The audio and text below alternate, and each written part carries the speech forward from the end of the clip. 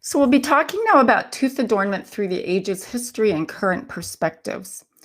And way back in my timeline, I wanted to be an anthropologist and/or an archaeologist. That was really where I had my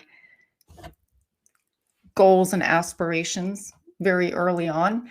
And the fact that teeth and bone artifacts often remain in a lot of these digs, and I actually got to participate in a few digs, was fascinating to me. And I think that was something that led me down the line to dentistry as well. So my conflict of interest in financial disclosure, I am the Chief Education Officer here and a paid employee of Dental CE Academy. I have not received an honorarium for this presentation this evening. This course receives no sponsorship, and there has been no corporate entity that has influenced or contributed to the content of this presentation.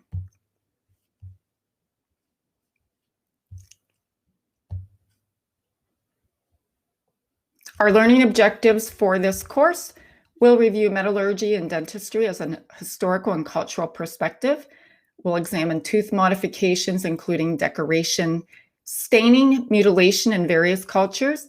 We will discuss old school gold restorations as the new fashion statement, recognize trends in bling and tooth jewelry, discuss metal sensitivity, contraindications and patient preferences, and hopefully know the cons of do-it-yourself cosmetic dentistry.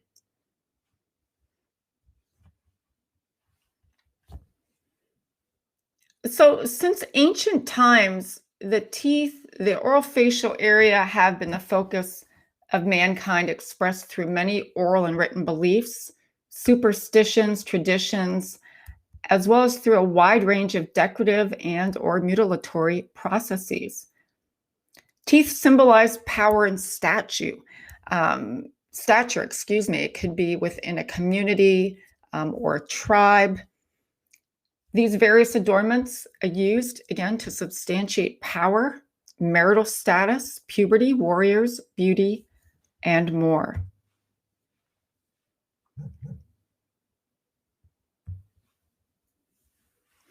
So let's first talk about tooth alteration and mutilation. A deliberate modification of the shape of the dentition termed tooth mutilation, and it's been reported in various regions of the world since antiquity, including the Pacific, Asiatic, African, South, and Central American area. And it is the intentional alteration, including tooth extraction and modification of the surface of the tooth, the shape, either by filling, notching, drilling, grooving, grinding, staining, and chipping. And it's been documented in human remains since prehistoric times. And it's usually of traumatic origin. They're not using local anesthetic for this. And there's a reason for that, because they're trying to document this rite to passage.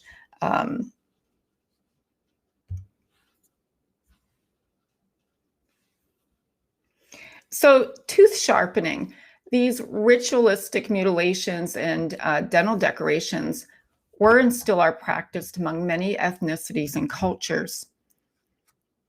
We're going to watch a brief video. This is on tooth filing, and it's a Balinese tradition called Mediated, and it's fascinating, and it represents the rite of passage from teenage years to adulthood.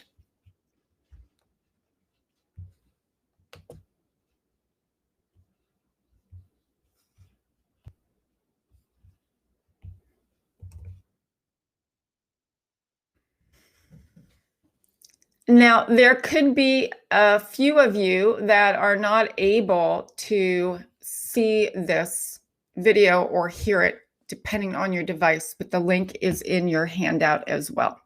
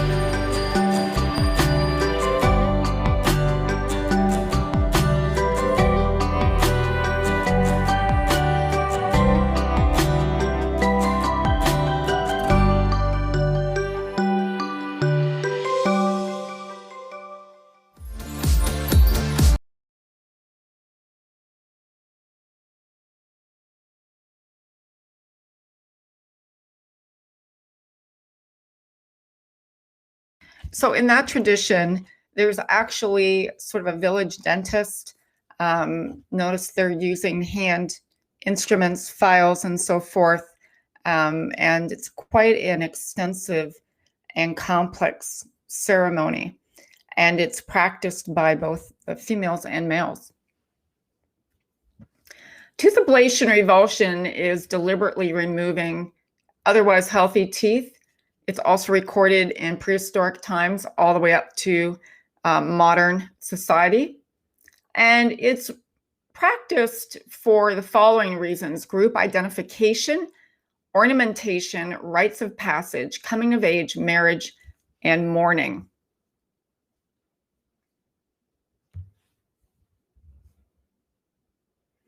There are risks to this practice, however. It can affect eruption patterns, of course, occlusion, and wear of the remaining dentition because they're losing teeth earlier than they should be. Pain, often performed without anesthesia again, often to demonstrate one's tolerance to pain like a badge of honor. Of course, infection, because these are not being done in sterile settings, and as well as impact speech and pronunciation. You know, if you lose certain teeth, it's going to affect the way you pronounce your words. And of course, trauma. So tooth ablation exists in old Hawaii, and the incisors were knocked out with a stick and a rock as an act of mourning the death of a loved one or tribal elder. Often the residual roots remained, and it was usually one tooth per death.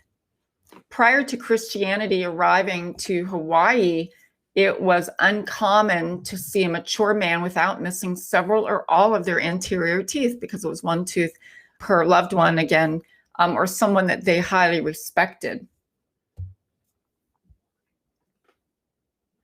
And this just depicts the drawing here of that process.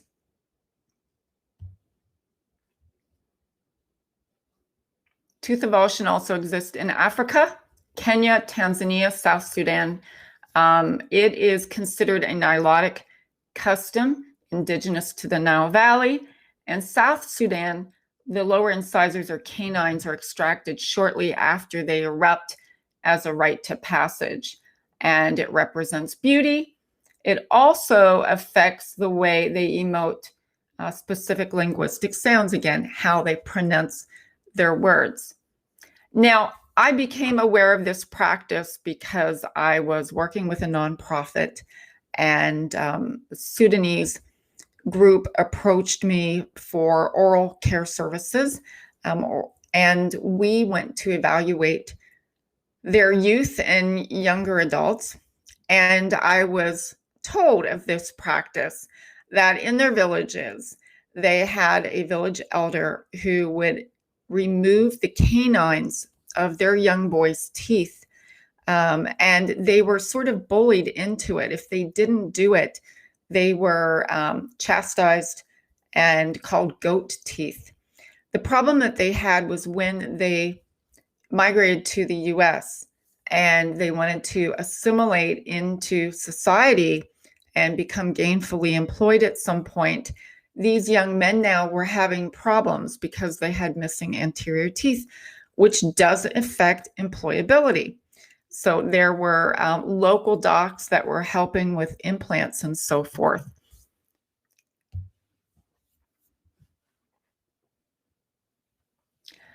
Now, Japanese tooth blackening, one of the more unique traditions that comes from Asia and tribes in Japan, Vietnam, also Thailand, Philippines, Vietnam, and China.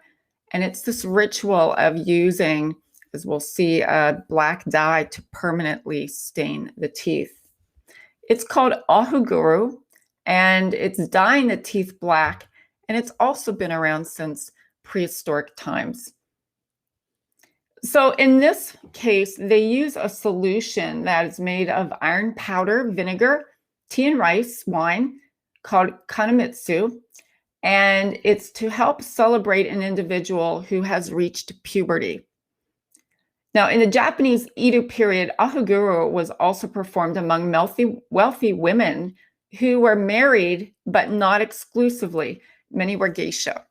And early theories that stopped the practice claimed that ohaguru was done to prevent the wife from cheating on her husband, and black teeth were intended to make her look unattractive. So with many of these practices, you'll see a transition from one intentionality to another. In this case, it was to celebrate puberty, and then it transitioned into identifying women and preventing them from cheating on their husbands.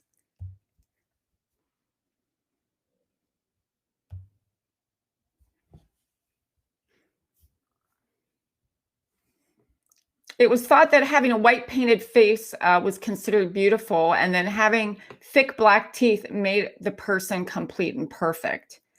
The Japanese believed this practice also was purposeful for hiding yellow or discolored teeth because against that white face, it was considered to tarnish the smile of a woman otherwise. It also aimed to hide the defects of one's teeth. And so they also believed that the material provided protection, preventing the formation of caries and strengthening the gums.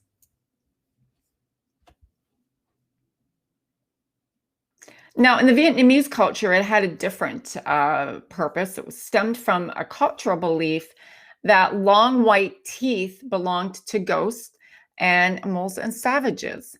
And then young girls were subjected to 3 days of pain with charcoal, salt, and lime solution applied to erode the enamel to improve the staining. So it was a heavy-duty etchant. Now, betel nut and chemical dyes were then used to stain the teeth.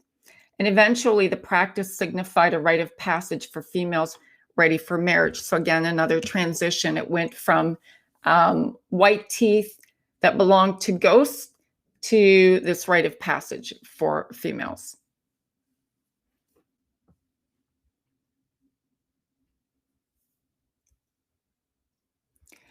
Now, 1800 BC to 8250, the Mayan period, they used gems and stones such as turquoise, jade, gold, hematite, and they had very sophisticated dentistry. They used hand drills called bow drills, and you can see the preparations.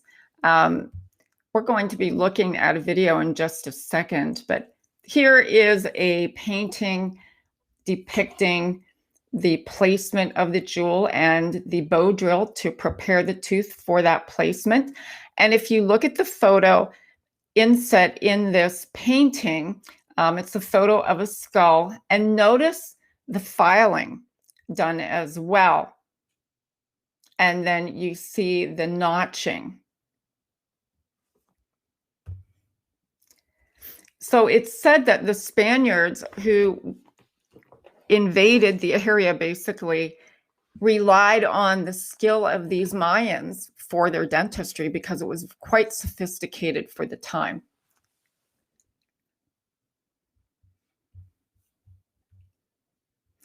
We're going to watch a video from the British Dental Association, a very brief video on this Mayan dentistry. Again, if you're not able to hear it, it is in your handout, and you can get the handout by tapping on the red banner at the top of the screen.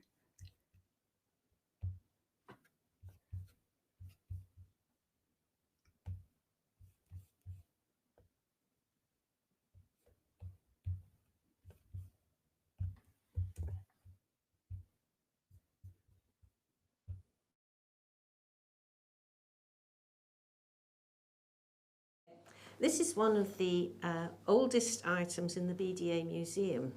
We think it dates from about the 9th century AD, and it's a Mayan tooth. And what's interesting is that it must have been drilled with a very primitive drill, a bow drill, most certainly when the person was alive and it was still in the person's head. And then this semi-precious stone was cemented in. And you can see the tooth has obviously been in the mouth for a long time because it's got quite heavy deposits of calculus around it as well. And so this is one of our most interesting items in the museum.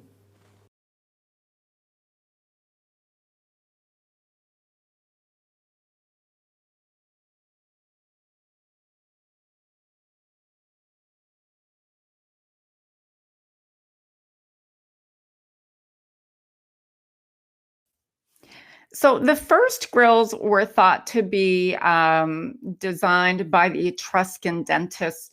These were gold band dental appliances, really ancient prostheses that were made to be worn over existing teeth initially. And they intentionally avulsed the teeth, and then later they used natural teeth as a replacement. We'll see here early on, though, that they were using hollow gold pontics. The earliest is dated to the 7th century BC. These were worn by women, and these were made by skilled goldsmiths. Dentistry at that time was practiced by physicians. By 630 BC, these metallurgists in central Italy had begun to apply their gold working skills in the production of dental bridges. And they look like, and you'll see in one slide forward, they look like gold Maryland bridges. The achievement here began with the fabrication of a hollow gold tooth that was mounted to a thin band of gold. And the original use of these appliances was to provide a decorative replacement for one or more of the maxillary incisors that had been avulsed, deliberately removed, in this cultural process that we call tooth evulsion. So there is an example of the Etruscan gold band. And again, it looks like a very archaic gold Maryland bridge. It was made from highly refined gold, then anchored to the abutments, and then stretched to adorn or stabilize.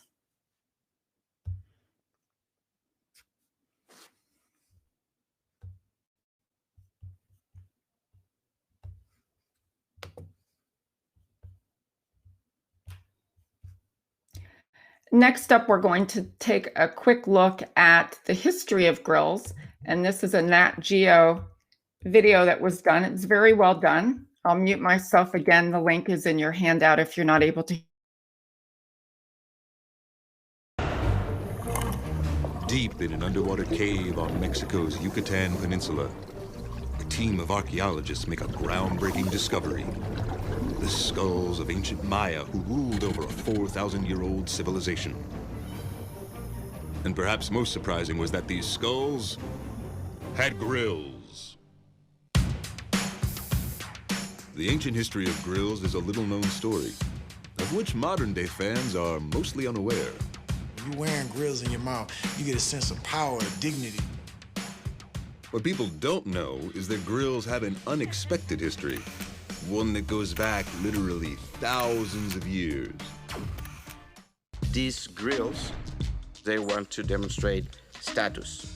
It's like saying, I'm successful in life, that I can use gold in my teeth. Now I have money, so look at my teeth. Doesn't sound so different than what grills stand for today. So why do they get such mixed reactions? When grills first emerged in the US in the early 80s, it was through immigrants from the African diaspora who were going through tough economic times. Ironically, gold is one of the cheapest ways to fill a cavity. So many black neighborhoods in Brooklyn and the Bronx suddenly had all these people with gold teeth. Native New Yorkers started to get gold teeth as a fashion statement. And the rise of hip-hop in the 80s led to a reclaiming of what they could represent, turning a sign of poverty into proof of empowerment. Grills finally went mainstream around 1996, when Vietnamese immigrant Johnny Dang began making his own blinged-out version of them. My name is Johnny Dang. They call me the King of Bling, aka the Grill Master. I would say that a lot of people out there, they have a misconception of grills. It's been a big part of our culture. Okay, so I remember being very small and seeing my grandma Flo with a gold cap right here and my auntie Mona with a gold cap right here. I'm educated. I have no felony criminal history. Just because somebody chooses to show them by putting it in their mouth makes them no different from the person that has 8 cars. This wasn't cheap. So you got to be a hard worker to get something like this, you know what I'm saying? Yeah. Not cleaning your grill can cause bad breath. So make sure you still brush your teeth 2 to 3 times a day. Keep it polished, keep it shining, and keep smiling.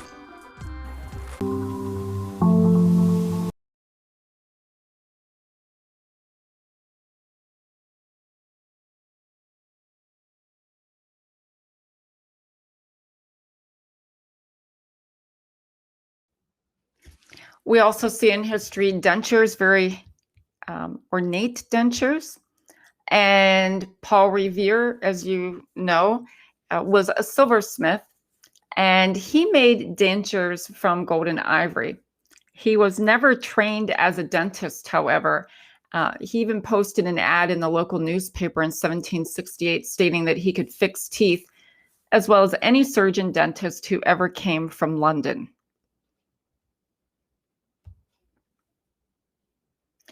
So now we're going to bring it up to more modern times, and the term bling. So we've heard bling. Bling is a slang term for fancy, expensive jewelry and accessories. And the word itself comes from the idea that light glinting off gold or diamonds would make a bling-like sound if you could hear it. Both bling and bling bling are US rap slang, which gained mainstream popularity around the mid-1990s. The 90 trends are coming back full circle, including music and tooth bling. We see tooth adornments, gems, grills, again being popularized in pop culture. This is kind of interesting to me. This looks like some sort of overlay grill and the pointy tips, if you will, that we saw in earlier slides.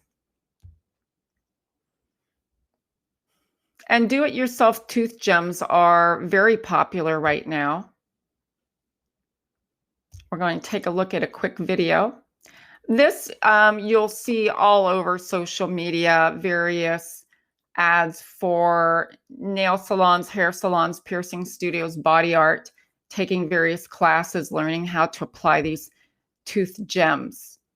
Here's a training that is posted on Instagram right now by a dental hygienist. And every once in a while, we have someone in our audience who actually does this. So if you're there, give us a shout out. We'd love to hear from you.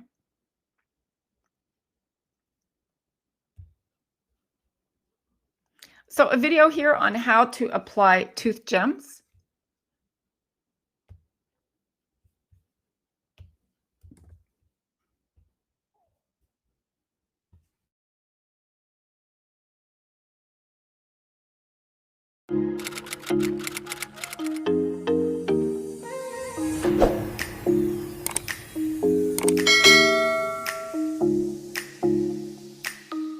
Hey you guys, welcome back to my channel. Today's video is going to be how to apply tooth gems or tooth jewelry. So right now I'm just applying some gel called etchant, and this just opens the pores of the tooth. So I think tooth gems are pretty cool. I want some myself, but right now I have Invisalign in, so once I get my Invisalign off, I will be getting some tooth gems. Right now, I'm just letting the etchant sit on the tooth. Now I'm wiping it off with a cotton roll. And then I'm going to spray some air just to make sure it's dry, because the material that we use, if it's wet, if the area is wet, nothing will stick. So you want to make sure that it's really dry. Next, I'm going in with the bonding, and this helps bond the jewel onto the tooth. And then I'm going to hit it with my light. And then next I'm going to replace the composite material. This material is the same material that they use to put on brackets when you have braces, and this helps the jewel stay onto the tooth. It's kind of like a glue, but not really.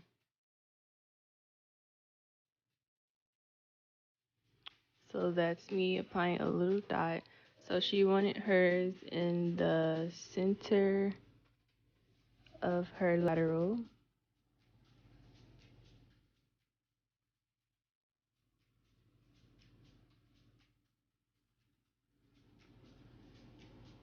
So that's the jewel.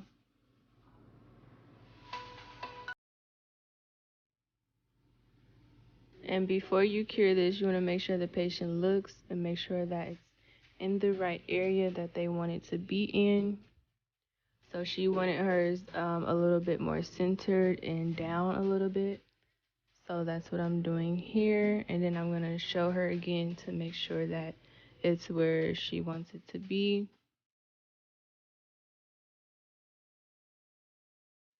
And then after that, I'm going to hit it with my light again.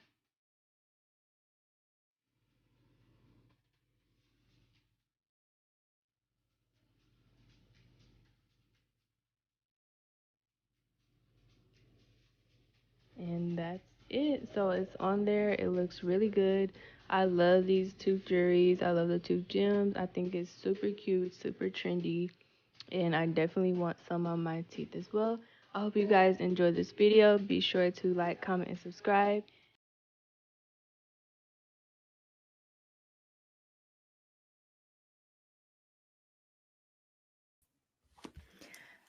Do any of you have patients coming in with tooth gems currently? You can just type yes or no in the chat area.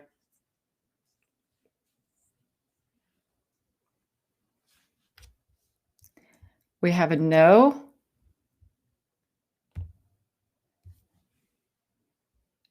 And a no. We usually have a few yeses. I guess it depends on where you're at. This video coming up, we won't play. It's the same operator here. She's applying it to her Invisalign, actually. So Christy says yes. Dr. Barra, yes. Terrific. Thank you.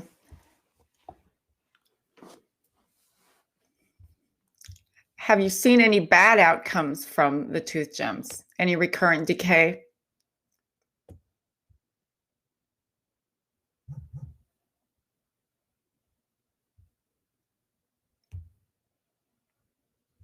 Okay. When I was a clinical professor at my alma mater at UCSF, we occasionally would have patients that would present with grills with quite a bit of recurrent decay. They weren't taking them out and so forth. Occasionally we'd have the diamond or the window type crowns and so forth.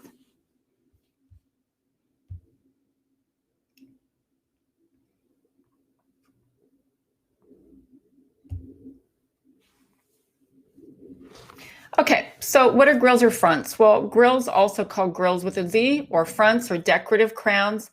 They're covers, if you will, made of gold, silver, or jewelry encrusted precious metals, and they fit over top of the teeth. Some of them are permanent, as we'll see, and some of them are removable.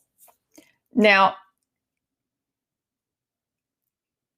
some will have gold crowns done to resemble a grill, and some grills may be attached with glue that is not meant for internal use, and that, of course, is a problem.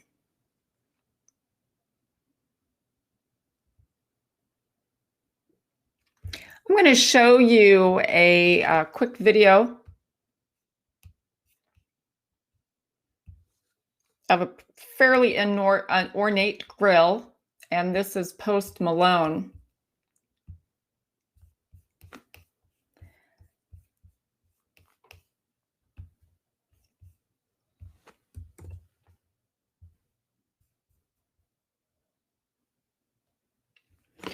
And this is a dentist that reviewed the Post Malone smile makeover at $1.6 million.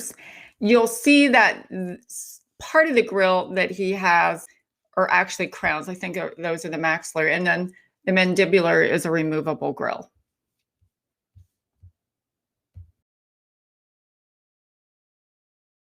Hey everyone, so it turns out a guy called Post Malone has just spent $1.6 million, about 1.1 million pounds, getting his teeth done, right? So I think we should talk about this. Until a few days ago, I'd never heard of this guy, alright? But it turns out he's like an insanely famous singer.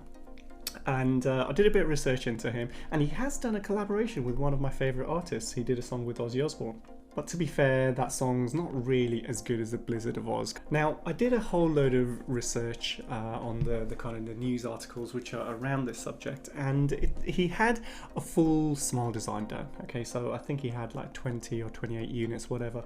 So that's essentially had all his teeth done with porcelain veneers. And this is the widely shared photograph about all of this. And the canine teeth, the fang teeth at the top, he's almost had veneers made of these diamonds. And I think that the diamond cost is the big bulk of this whole cost. And it's a shame because there's a lot of kind of wastage. You see, when you do veneers, you want to kind of make them as thin as possible and the right shape, and diamonds are not the right shape. So I think each tooth is like a 6-carat diamond, but they had to get a 12-carat diamond and cut it down so that it fits over the teeth. Now, reading all the news articles and seeing all the comments that people have put on the news articles, 99.99% of them are negative. Okay, let me read out a couple for you now. Cringeworthy. This is a profoundly sad way to seek attention. My 4-year-old caught a peek of this and said, "That's a pretty scary thing. What a waste of money during a pandemic." And I kind of get that point of view, but you also have to understand his point of view as well. The guy's young, he's 25 years old, he's insanely successful, and he has to kind of do stuff to stand out, okay, more than everyone else. I mean, that seems to be the kind of pop culture that we're in. It's questionable whether he needs to do this, but the guy's full of tattoos, so, you know, changing his body is nothing new. So the way I'm looking at this is essentially an investment in his image, okay, which is different to just going out and spending 1.6 million pounds on your teeth, right? First of all, it's very difficult to do that without the diamonds anyway. But it does show what is possible. Tooth jewellery is nothing new, and in general, you know, it's not that popular because it is a bit tacky, okay? If for people with normal jobs and normal lives, this kind of stuff is a little bit over the top. But for him, it kind of fits in with all of his tattoos. I mean, looking at him, I think the guy's got more tattoos than Nikki Sixx from Motley Crue. Now, if we ignore the diamond teeth for a second and we look at all of his others, I think his smile design is amazing. His teeth look natural, they're really nice shape. All I've got is this kind of black and white photo to go from, so you can't tell the color, but I've been looking at the Instagram for the ceramist and everything looks really, yeah, the guy's talented, the ceramist is really talented. The dentist has done a fantastic job with the overall look of the smile. I think he's got a fantastic smile. You know, occasionally we do get people with these really outrageous requests. I remember a couple of years ago I had an inquiry from a guy. Again, he's got all these tattoos all over his body, he's been in the newspapers, and he essentially wanted bright yellow and green veneers, okay, on all of his teeth. I think, I can't remember, it must have been about 6-7 years ago, and we ended up not doing it because he literally had no money. He couldn't even pay the lab cost. You know, that kind of stuff for a dentist, yeah, it's cool, you can stick it on Instagram. These people often have loads of followers, so you get more followers out of it and stuff like that. But for the kind of people who I help who have a really deteriorated mouth, and we're trying to just bring them up to normality. This kind of stuff, obviously, this isn't appropriate or isn't the right kind of thing. But for those people who are in the media spotlight, they want something really special. It just goes to show that if you can imagine it, we can probably make it happen. It takes a whole bunch of people to come together. I mean, in this case, we had like a top jeweler with a top ceramist and a top dentist all come together to create this smile. And really the sky's the limit. So I know this has been a bit off topic from what I normally talk about, but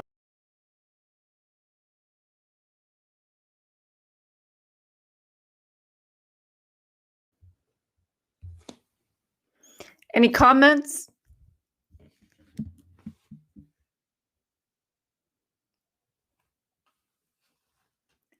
We'll talk now about the history of grills. We've seen grills have a 4,500-year history going all the way back before Etruscan times. Slick Rick was a rap legend, and he's credited for introducing grills in the late 80s. Nelly, a rap star, credited for the resurgence when he released grills in late 2005. The first grills, as we said, were thought to be discovered as far back as 2500 BC. And a team of early 20th century archaeologists discovered a man in Giza buried with 2 gold teeth. Evidence also suggests that the Filipino culture displayed gold grills as early as 1500 AD. During the late 90s, gold teeth were a huge trend in Tajikistan and as well as Uzbekistan. I know when I was training in the 90s in dental school, we had an influx of refugees actually from the Ukraine. And many of them were getting here with these gold sort of window crowns that they had done. Some of them were just purely ornamental at the time, but it was not a very good quality. There was a lot of base metal, and so we saw a lot of inflamed tissue, periodontal disease and infection.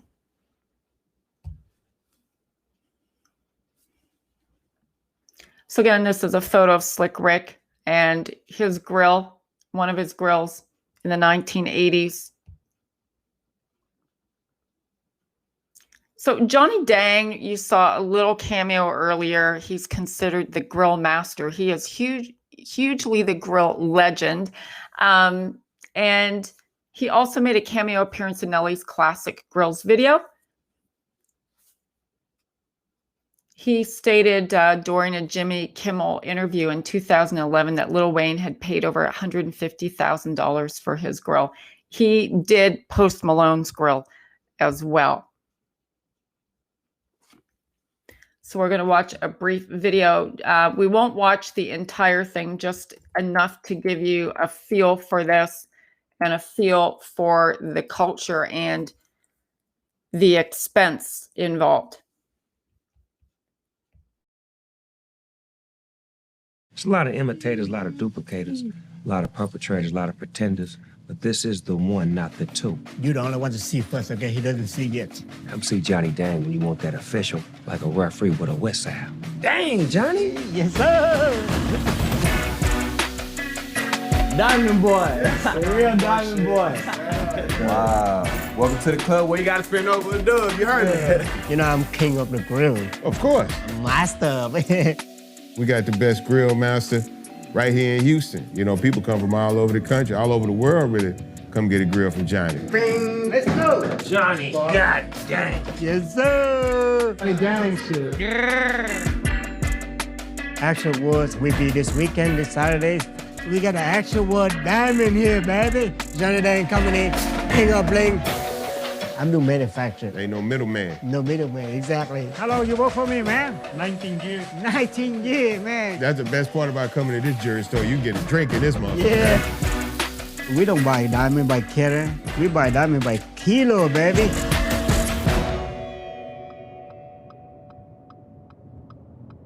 Yesterday was a nice, busy day. We have all the rappers. Post Malone, one of my very good friends. We have fun. We have a good time backstage. I don't know why it's called, but not real ping pong table. What they call it, beer pong. we play ping pong ball and drinking beer. So he good at it though. I lost.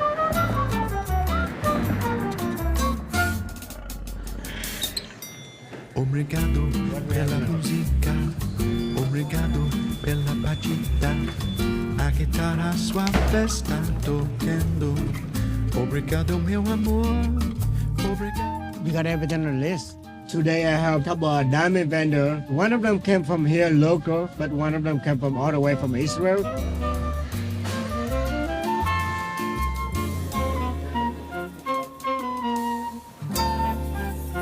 Most of diamond I buy from overseas, like Indian, Israel's, because of the quantity, you know? I buy a lot. So you got $500,000 on your neck right now? A little bit more. Just a little bit more than $500,000. I couldn't believe it. I started.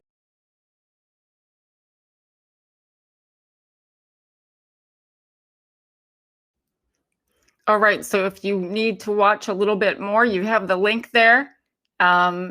Some of the grills are unbelievable, and the amount of money invested in this is unbelievable. You don't see care credit in that facility, okay? This is an immense amount of money that's passing through. It is insane. Yep, it's very insane.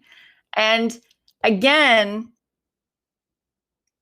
you have the opportunity here, Post Malone, who went back and had 22 veneers, 22 units done, plus all of the gold work and the diamonds. So somebody connected with him, and beautiful work. Transition from antiquity to today. When examining the origin of gold teeth, we look at its 4,500-year history as a symbol of power, status, and wealth. And it's remained constant through these thousands of years. Gold teeth have crossed over to hip hop, artists, athletes, and beyond. Now, there is a link that you can watch at your leisure if you like. This is the original video by Nellie Grills. And Google Trends data over time. Grills was the #1 word searched in, looked like, I believe it was around 2003.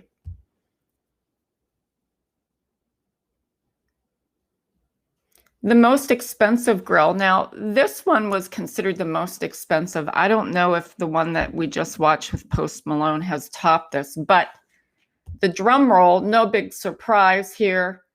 Dr. William Bill Dorfman brings the bling to Hollywood, and it was Katy Perry. And this was a grill valued at $1 million.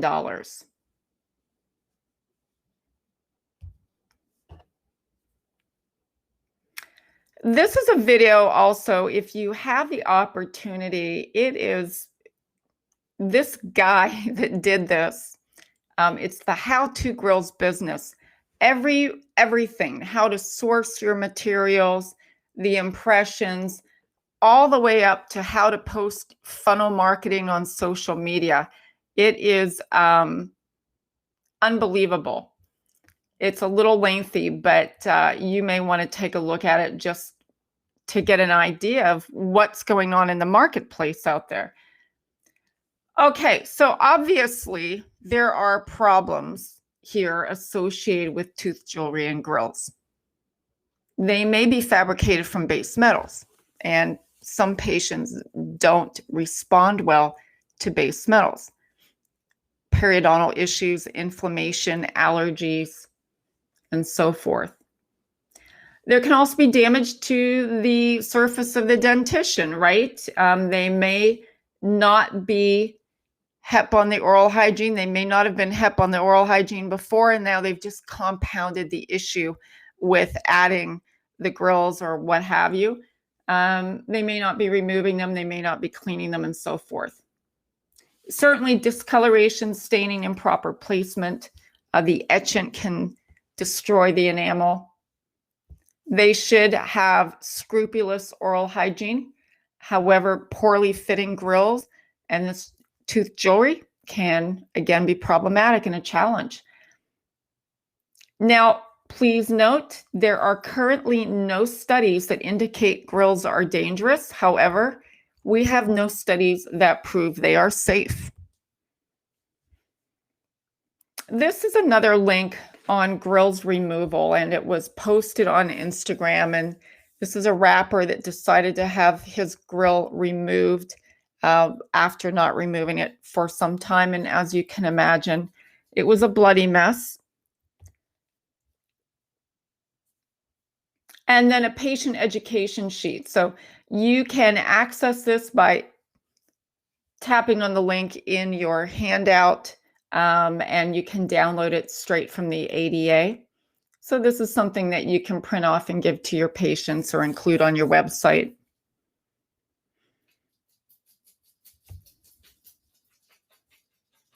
We have some citations there for you in the back if you care to learn more. And then I can go ahead and take any questions that you may have.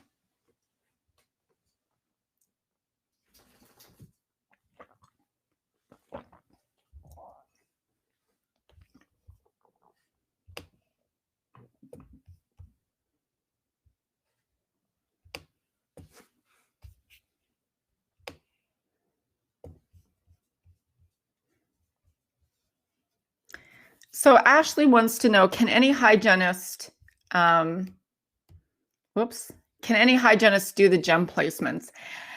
You would have to look into your own state statute to find out. And it's all over the map. Now, I know every once in a while we have some hygienists on here that are doing this, and most of them are from California. Do they have to get certified to place the gems? Again, that's up to your state law and how it's interpreted by your state board. Are they folks or are they simply providers? Very good question, Dr. Bear. I don't know. The woman earlier that we saw applying the tooth gem, I believe, is a dental hygienist. Thank you, Cindy.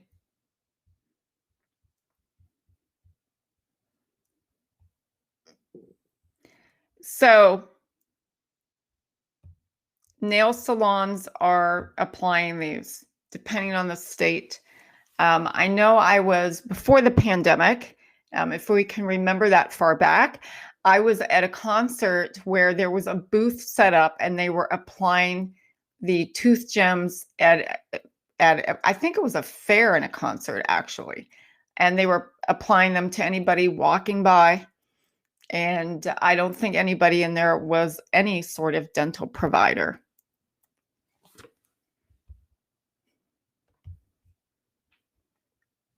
Yeah, there are quite a bit of cosmetologists offering these whitening services. I know here in Scottsdale, you know, we're in Arizona, so the laws are different here as compared to California, for instance, or elsewhere. But there is a tooth whitening shop, if you will, on one of the main thoroughfares there. And I believe it is owned by a dentist, but it is staffed by hygienists.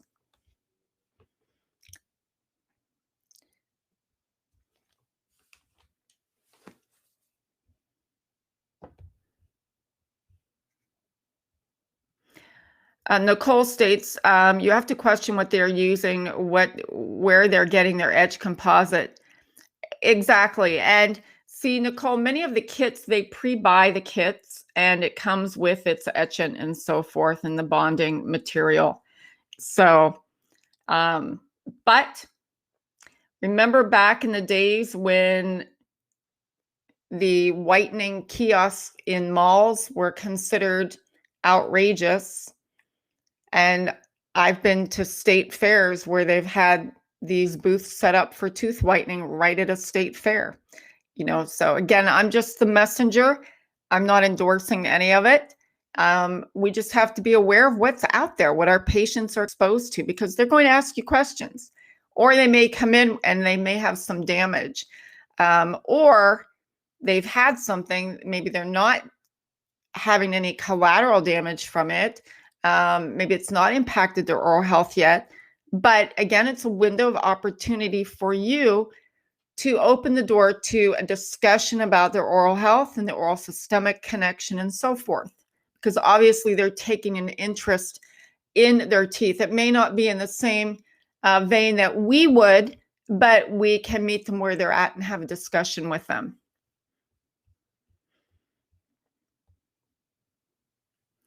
Yeah, here's the thing.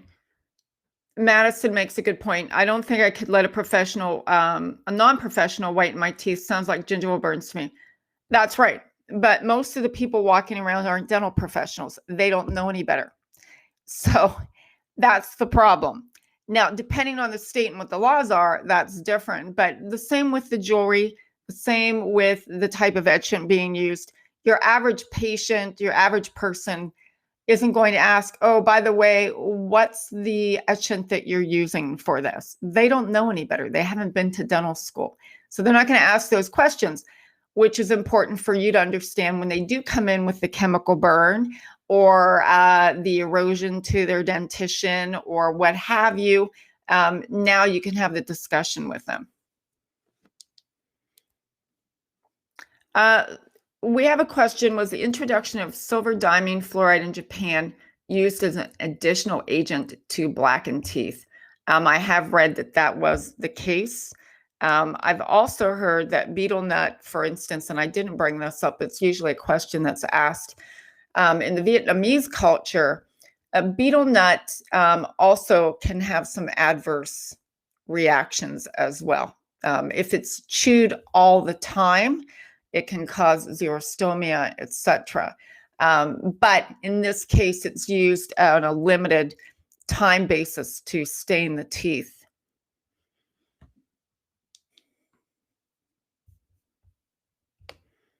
Great questions and comments, everyone. So before we close out, if you did not have a chance to download the course folder and the CE instructions, we do have the correct one on the banner at the top of the page. Please tap on the blue button and get that information. What will happen next is when I close out, the majority of you will be redirected to a screen to take the quiz and course evaluation. If you are on a phone, it depends really on your phone whether or not you're going to be able to get redirected or not and how your pop-up folders are working on your device. At any rate, you will also receive an email from us, and that email will provide you with a link to the quiz and course evaluation, and you can reach out to us through the website. Please just tap on the navigation bar if you need assistance where it says CE Credit Inquiry and submit your online form. We will get you a response very quickly. It will not take a day. If you call and leave a voicemail message, we're going to have to reach out to you because we won't get all the information we need. The tooth gems are placed on undrilled teeth. For the most part, I mean, they may have a composite there somewhere. Christy, I've had someone come in that had shallow holes drilled to place the diamond in them. Interesting. All right, everyone. So we will go ahead and close out. I did want to remind you all that we have a training course on our website for dental practice workplace safety on active shooter training. I hate the fact that we even have to have the course. I did put the course on there in conjunction with a security trainer who's excellent, because in March, I lost a colleague to an active shooter event, a dentist, and he was shot and killed in his practice by a disgruntled public person who went out to a vehicle, grabbed a gun, walked back into the practice, and shot him dead in his reception area. If you are interested in taking the training, I've worked in public health for the majority of my career, and I've seen probably more things than you all have. But given the latest events in the world, I would strongly urge you to take the class. You don't have to buy a training for each member of your practice. Just buy one and share it with everybody in your office. It's $49. It's the best 2 hours you'll ever spend, and it's going to prepare you really for any possible violent event. So I just wanted to put that out there. It's on the website. If you go to Master Training, and you will see that link. All right, everyone, thanks so much, and we will talk to you again soon.